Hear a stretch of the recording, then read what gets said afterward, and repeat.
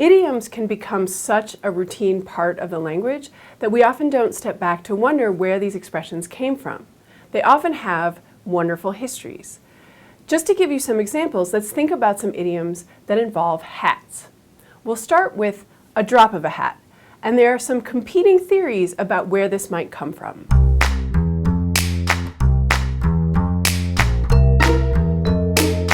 Drop of a hat. Nope. No? No.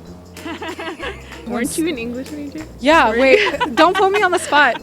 I'm assuming it's some kind of tradition where you used to actually drop a hat, but that's as much as I have. I'm sorry to have to say that I don't have a clear answer for you in terms of where at the drop of a hat comes from.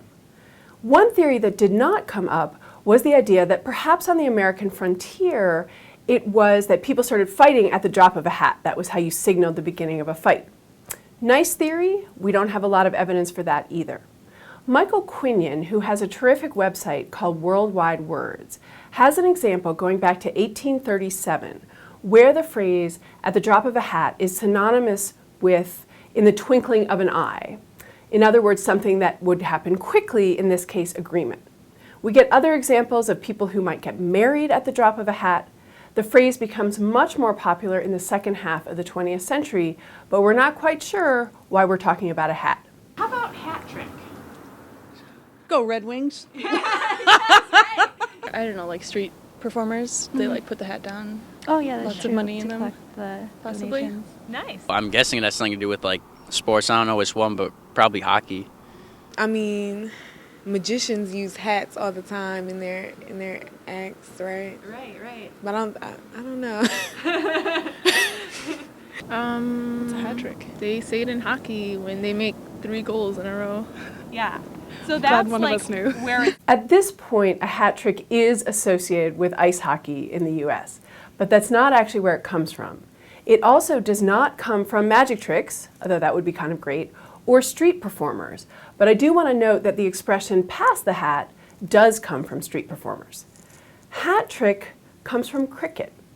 The story goes that in cricket, if a bowler took 3 wickets with 3 successive balls, then he was entitled to get from his club a new hat.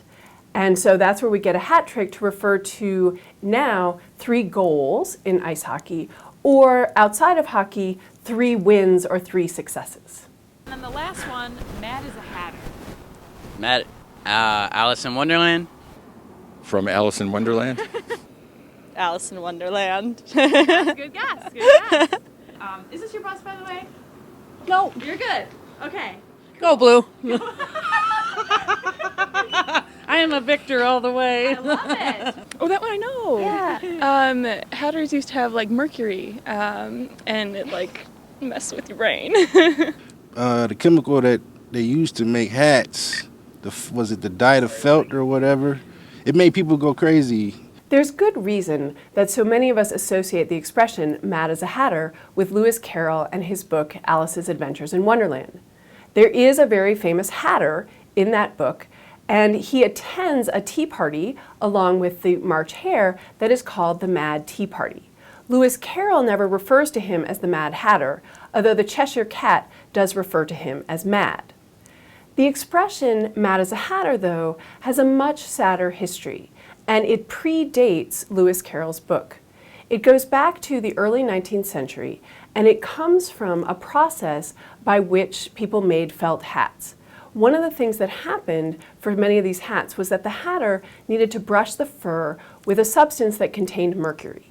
As a result, some of the hatters suffered from mercury poisoning, which, among other effects, can result in loss of memory and slurred speech, which could make the hatters seem a little bit mad.